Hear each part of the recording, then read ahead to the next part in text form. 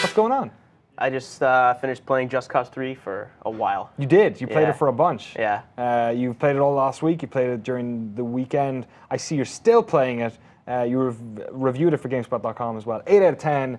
Rico Rodriguez is back, and still a bunch of fun, it sounds. Yeah, it's not too different from 1 and 2 if you've played both of those. There are, like, people were asking me if it's necessary to have played both of those. I don't think so at all. For the wonderful backstory of Rico Rodriguez? There's some rich lore. Yeah. Rich lore himself, isn't it? No, but there are callbacks to like returning characters, and obviously Rico himself is. Yeah, I've completed both games. Could not tell you one other character that's in those old games. Oh, I just finished the game for like 35 hours, and Rico's in it. That's the beauty of their having so much time pass between this and Just Cause 2. Was it like 2009? I want to say or something.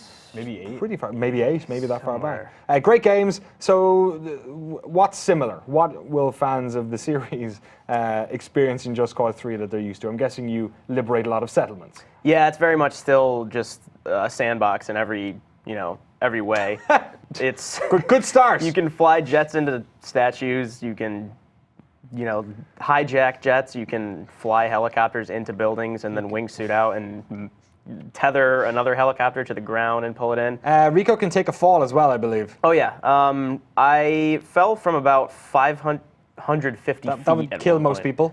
It would, and then, but a lot of times you get shot too much, obviously you're gonna die, but he still can take a lot of damage, which is good. I appreciate that, because I don't really want to die in this game. I want to blow things up, and it's not like, it's actually not as thoughtless as it looks. Like Rob was playing it a lot, doing all our video work for it, and he cut the video review, and he was, like I was going through the story missions, but I think Rob largely ignored those and just pretty much opted to experiment with the tether and everything, and he was doing some crazy shit that I wouldn't even thought of, which is the great thing about this game. Let's talk about that then for a second. So obviously we're used to him being able to jump from vehicle to vehicle. That used to be the sort of the bit in Just Cause. Now you can tether objects together and sort of retract them, and that you've got the mines can be upgraded to have rockets put on them and stuff like that. Do you use that in combat much?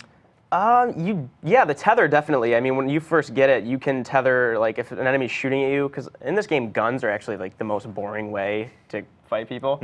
But you can tether someone to the ground behind them and then pull them, or just pull two guys into each other, pull an explosive barrel into someone. So it's really helpful. In the heat of the moment, I think I resorted to guns, but the game is really fun when you can just kind of plan something out and put mines all over the base before they know you're there, and then fly out and start grenade launching them from the parachute, and then detonate everything, and then watch people go flying all over the place. It's also fun to hijack butts. Yeah, hijack them or put the rocket things? I mean, you're hijacking it one way or another, aren't you? I guess so. You're claiming it for your own when you launch someone into space by their butt cheeks. You know, if they said that in the game, I'm not sure it would have passed its EOS or B rating. Probably not, no. Do you know if you buy this game, you stand a chance of winning an island? What? That's on the cover of the box. Really? Purchase this game for a chance to win an island. It's not Ireland, is it? No. They better not be doing that. That'd be...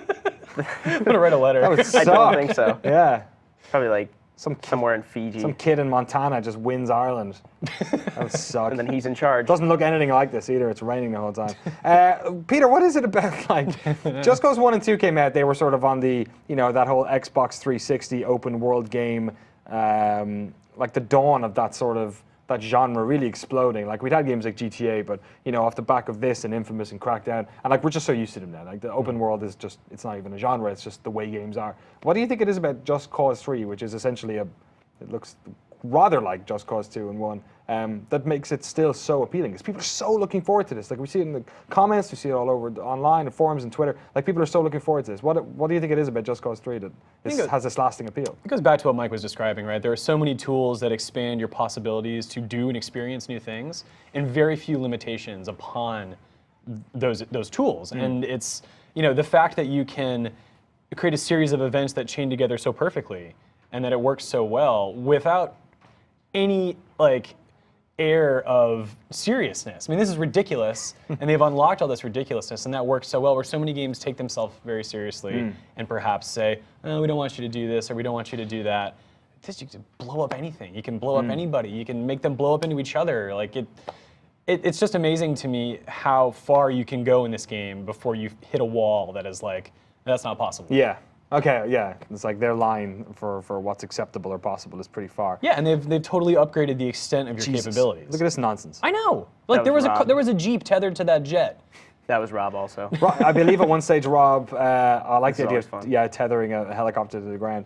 He picked up a rocket, he picked up a tank and then dropped the tank out of the air, jumped out of his plane into the tank, and then drove the tank around the base. And then blew up the tank after he was done. Yeah, Great. he attached the rocket mines previously. Oh, right. Like before everything. And then used it to detonate it. Let's talk about where this game falls short, I guess, which is sort of, you were alluding to the fact that Rob basically didn't do much of the campaign stories because he wasn't really into it. In your review as well, you weren't too hot on the campaign. Yeah, I mean, I wasn't expecting a great story, and I don't hold it against them. The story served its purpose. They say, like, go blow up these rebel bases, and then they add on, like, we'll rebuild whatever we need to. So that's pretty much just saying, Rico, there's no such thing as collateral damage. Just go do whatever you want. So We'll just rebuild all those people we can kill. And those, like, $2 billion, that whole continent pretty much. And that's actually not that expensive of a continent, but. It's not a continent, it's an island. Right. It's not go crazy. They're not giving away a continent on the box. Yeah, I know, that'd be crazy. Because then Hope it's not Europe. you could get Antarctica. But yeah, it's just, but the actual gameplay of the scripted missions themselves, which they're not essential to playing. You could avoid them. But in order just keep playing the to, game? yeah, in order to unlock certain abilities and certain vehicles, you do. Right. You'd still have fun without doing it, but those really were very repetitive. There are a lot of escort missions, and the AI companions. Like obviously, we all love escort missions as it is. Yeah. But no, I'm kidding. But the AI companions themselves are pretty inconsistent. They'll sometimes die right away. The checkpoints will have you. They'll reload you at previous checkpoints after someone just screwed something up that was clearly not your fault at all. Right. Frustrating. I guess lastly, let's talk about, there's been a bit of blowback today on the internet about performance, which always tends to be, we can't really tell if there's a lot of people experience it or not. Me and Rob did a GameSpot plays earlier today and we got some frame rate hitching on the PC, but he hadn't really optimized the settings for it. What did you play this on, and did you find any sort of graphical stuff? It's a bit of a powerhouse, right? Right. I played about 30 hours on PC, and then I played another between like 2 and 4 on both Xbox One and PS4.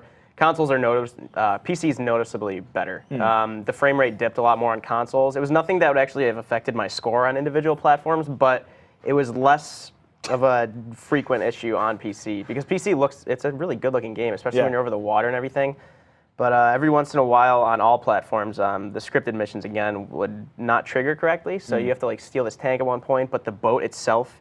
And it wasn't like the part of the script. The boat itself just would be floating away as you're trying to drive onto it. Right. And then the next time it'd be fine, but then I went to play it again on PS4. The same thing happened. Wow, okay. And consistent bugs. Yeah, and that's like a kind of a bummer because a lot of the reason I was looking forward to this, aside from the fact that it was another excuse to play a Just Cause game, is because this is like the PS4, the Xbox One, as opposed to the Xbox 360. So like less of like technical limitations was a big draw for me with this. Because I was like, well, what can I do that we have this much more capability on the consoles? God knows what the modders are going to do on PC as well. Man. So Yeah, I'm looking forward to it. Just Cause 3 in 2016 is going to be super dumb. Peter Brown, Mike Mahardy, thank you so much for coming on, talking about that video game.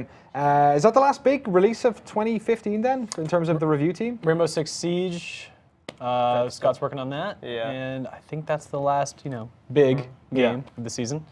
Yeah, but dude, it's gearing up again in February with an onslaught of stuff. Yeah, a lot of stuff I can't pushed even remember because into this week is crazy. Yeah, and we're also concentrating on 2015 with our Game of the Year coverage as well. Yeah. It's going to be nuts. Let us know what you think of Just Cause 3. Are you excited to play it on PC, or are you going to pick it up on console? Let us know if you think it's maybe a late contender for those Game of the Year awards as well. Maybe creep on in there. Put your thoughts in the comment box below.